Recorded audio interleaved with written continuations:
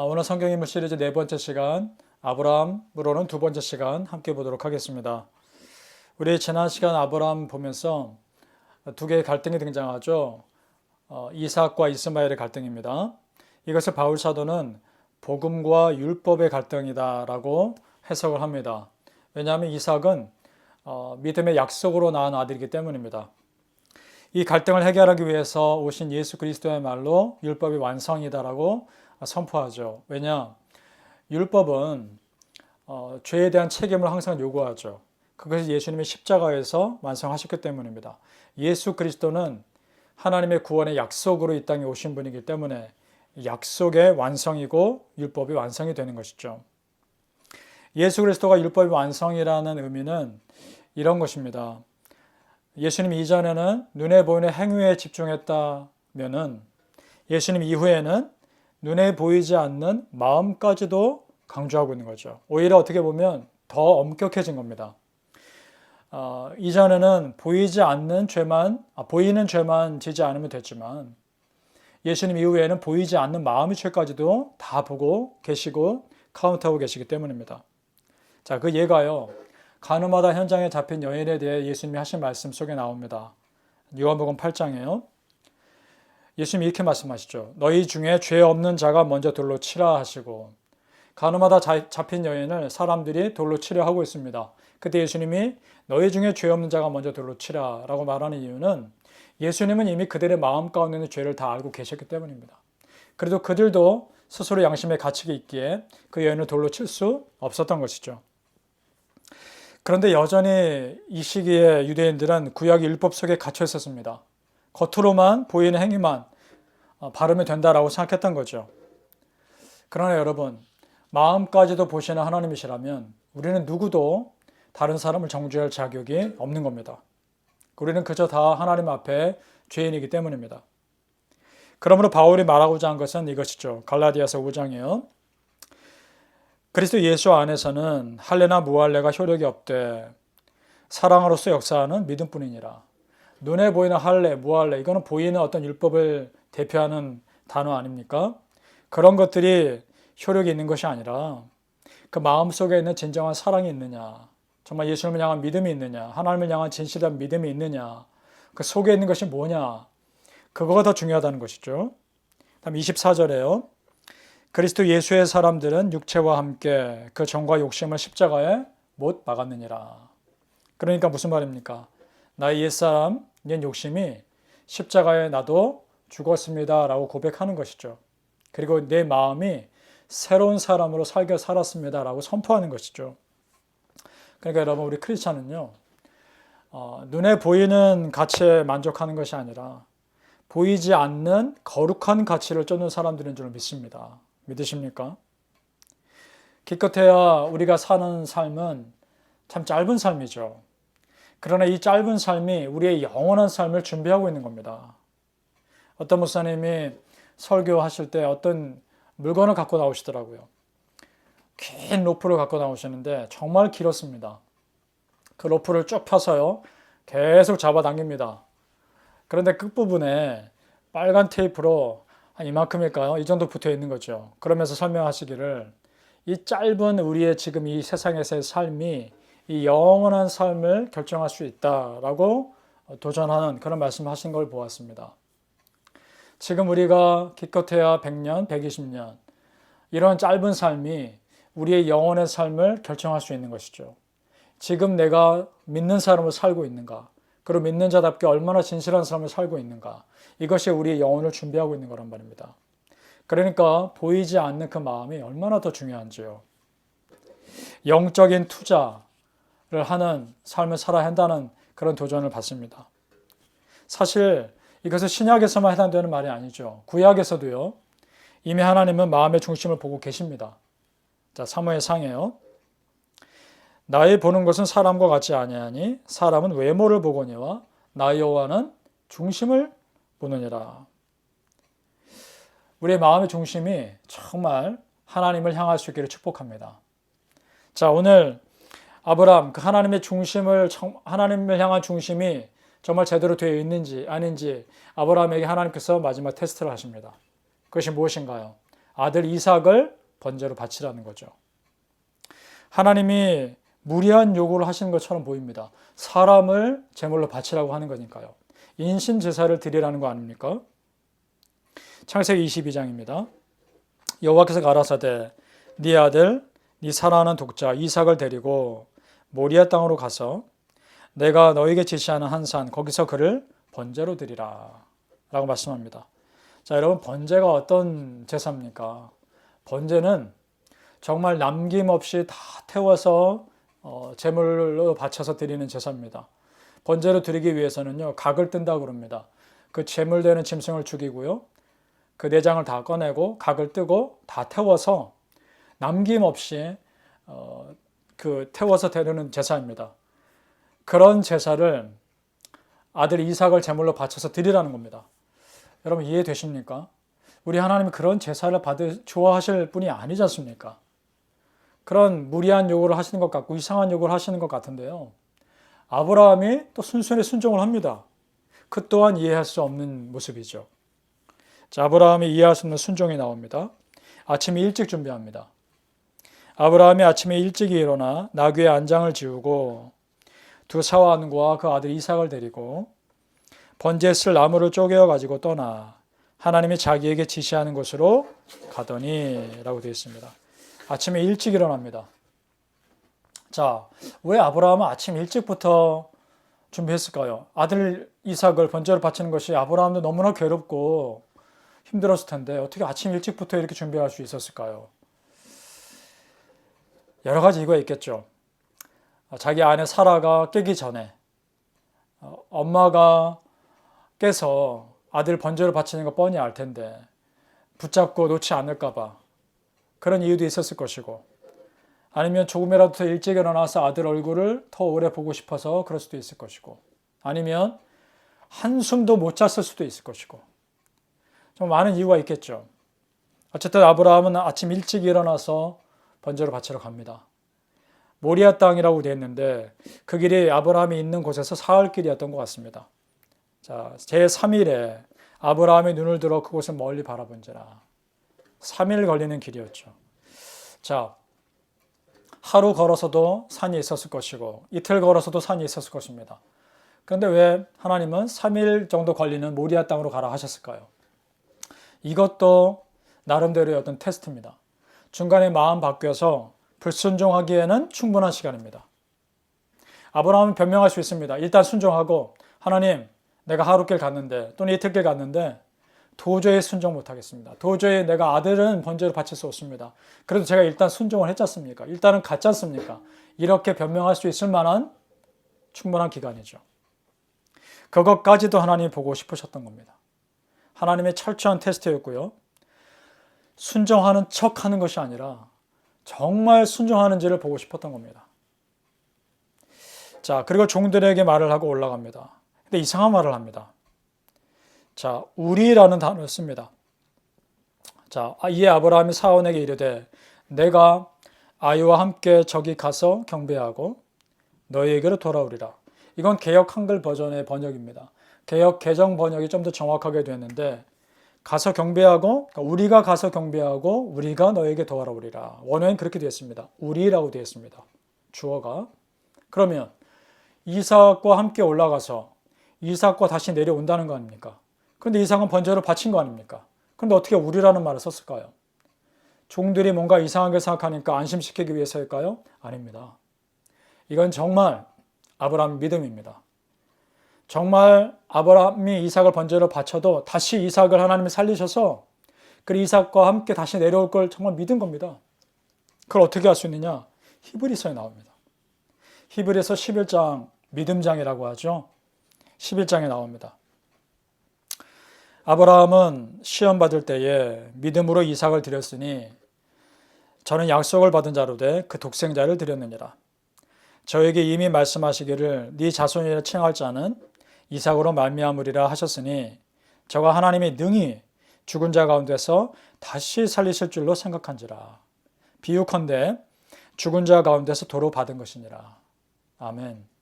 어떻습니까? 놀랍지 않습니까? 하나님이 분명히 말씀하셨죠. 이삭을 통해서 믿음의 후손을 낳게 하겠다 약속하셨죠. 그걸 믿은 겁니다. 그렇다면 그 이삭을 번제로 바쳐도 이삭을 통해서 후손을 주겠다고 약속하셨으니까 하나님이 책임지시고 이삭을 다시 살리실 걸 믿은 겁니다. 대단한 믿음이죠. 정말 대단한 믿음이죠. 그 믿음으로 이렇게 우리가 다시 내려올 거라 말할 수 있었던 겁니다. 그래서 이 아브라함의 믿음에 대해서 바울 사도가 로마서에서 이렇게 평가합니다.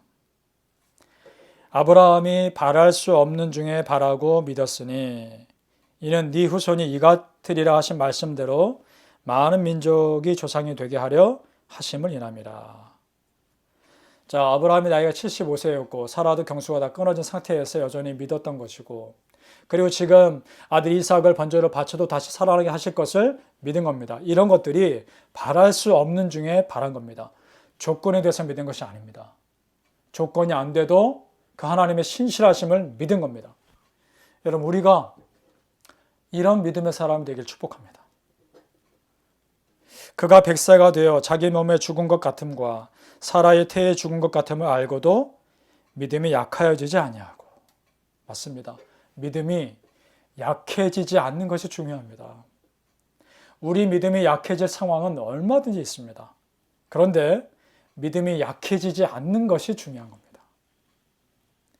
그 다음, 믿음이 없어 하나님의 약속을 의심하지 않고 믿음에 견고하여져서 하나님께 영광을 돌리며 약속하신 그것을 또한 능히 이루실 줄을 확신하였으니 그러므로 이것을 저에게 의로 여기셨느니라. 아멘. 자, 무엇이 의입니까? 믿음이 의입니다. 보여서 믿는 것이 아니라 보이지 않아도 하나님의 신실하심을 믿는 그 믿음이 의가 되는 겁니다.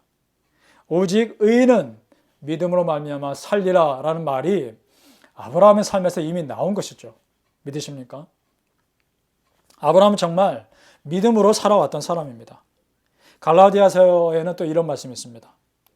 아브라함이 하나님을 믿음에 이것을 그에게 의로 정하셨다 함과 같으니라. 아멘. 우리가 정말 이런 믿음 가지길 소망합니다. 여러분, 너무나 부럽지 않습니까? 아브라함이 이런 믿음 가졌다는 것이 정말 부럽습니다. 그래서 믿음의 조상이라 해도 전혀 부족함이 없는 사람이겠죠. 우리가 우리 자손들에게 이런 믿음의 조상으로 남기를 축복합니다. 자, 아브라함이 그런 믿음이 있는 걸 보시고 아브라함이 정말 칼을 들어서 아들 이삭을 번제로 바치려고 하는 온전한 순종을 보였습니다. 그러자 하나님이 천사를 통해 급하게 말리시죠. 아브라함아, 아브라함아, 내가 네 믿음을 보았다. 그러면서 번제로 쓸 양을 준비하십니다. 그러자 아브라함이 이렇게 말하죠. 여호와 이레의 하나님이라 선포하죠. 제물로 바칠 양을 미리 준비하신 하나님. 그렇습니다. 준비해 주시는 하나님. 우리 쓸 것을 미리 다 준비해 주시는 하나님. 그 하나님 믿고 아브라함은 살아왔던 것이죠. 자, 창세기 22장이에요. 아브라함이 그 땅의 이름을 여호와 이레라 하였으므로 오늘까지 사람들이 이르기를 여호와의 산에서 준비되리라. 아멘. 준비하신 하나님께서 우리 성도님들의 삶에 필요한 것들 이미 다 준비해 놓으셨는 줄로 믿으시기를 축복합니다. 이것은 정말 믿음의 승자만이 할 수 있는 고백입니다. 믿음대로 온전히 순종한 사람만이 할 수 있는 고백입니다. 하나님께서 다 하셨다. 하나님께서 다 준비하셨다. 하나님께서 이루실 것이다. 이런 승리의 고백이 우리 입에서도 나올 수 있기를 예수님의 이름으로 축복합니다. 자, 그럼 이제 질문이 듭니다. 왜 하나님은 아브라함에 이렇게 무리한 이해할 수 없는 요구를 하셨을까요? 여러분, 그렇죠? 우리 하나님이 그런 분이 아니지 않습니까? 왜 이런 요구를 하셨을까요? 자, 성경에요. 아버지가 아들을 죽인 사건이 2번 나옵니다. 구약에 한 번, 신약에 한 번. 구약은 지금 우리가 본 아브라함이 아들 이삭을 번제로 바친 사건입니다. 물론 이삭은 죽진 않았지만 실제로 정말 아브라함은 죽이려고 했습니다. 이것은 죽인 것이나 마찬가지의 고통입니다. 그리고 신약 시대에 한 번 또 나오죠. 어떤 사건입니까? 아버지 하나님이 아들 예수님을 십자가에 못 박혀 죽게 내버려 두신 사건입니다. 딱 2번 나옵니다. 여러분 어떻습니까? 그러면 신약에서 하나님께서 아들 이삭을 십자가에서 죽게 내버려 두실 때 하나님이 그 아버지 하나님의 애통함과 고통스러움을 그 천국에서 가장 잘 이해해 줄 수 있는 사람이 누구였을까요? 아브라함이었을 겁니다. 그래서 성경에서 이렇게 표현하고 있습니다. 하나님과 아브라함의 관계. 하나님의 벗 아브라함이라고 나오는 겁니다. 야고보서 말씀 보죠. 이에 경에 이른바 아브라함이 하나님을 믿으니 이것을 의로 여기셨다는 말씀이 응하였고 그는 하나님의 벗이라 칭함을 받았으니 하나님의 친구라는 거죠. 정말 아브라함 하나님의 친구처럼 하나님 가까이에서 예수님이 십자가에 죽어 가실 때 하나님에게 어느 정도의 친구처럼 옆에 있어주는 사람이 되지 않았을까요? 여러분, 우리가 하나님께 기도할 때 하나님 이거 주세요, 저거 주세요, 이거 해결해 주세요, 저거 해결해 주세요로만 기도하는 게 아니라 하나님, 제가 아버지 하나님의 마음을 헤아릴 수 있는 자가 되게 해 주옵소서. 나를 하나님께서 얼마나 사랑하시는지, 나에 대해서 얼마나 또 안타까워하시는지 그 마음을 헤아리는 자가 되게 해 주십시오. 그런 기도도 우리가 드릴 수 있으면 좋겠습니다.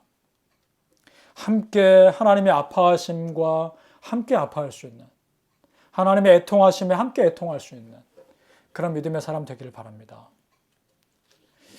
자, 아브라함의 그 믿음의 조상의 삶을 보았습니다. 어떠십니까? 너무나 위대하고 너무나 참 멋진 삶 아니었습니까? 그런 아브라함에게 남은 유산이 무엇이었을까요? 그가 소유한 땅을 보시죠. 아내 사라의 무덤으로 쓰려고 샀던 막벨라 굴, 그것이 전부입니다. 그가 사는 동안에 실제 아브라함의 그 땅은요. 그 후손은 보십시오. 이삭과 이스마엘 두 사람이고요. 나중에 또 첩으로 들어온 한 여인의 후손들이 또 있었습니다. 그래봤자 몇 명 되지 않죠. 그런데 여러분, 눈에 보이지 않는 축복을 받습니다. 그것은 무슨 축복이냐? 믿음의 축복이죠. 땅과 후손과 그런 축복을 약속받았는데 실제 아브라함이 사는 동안은 그런 눈에 보이는 축복은 적었지만 나중에 그 믿음의 후손들을 통해서 주신 축복이 얼마나 큽니까? 그들이 얼마나 많은 땅에 흩어져 삽니까? 하나님은 정말 약속을 지켜주신 것입니다.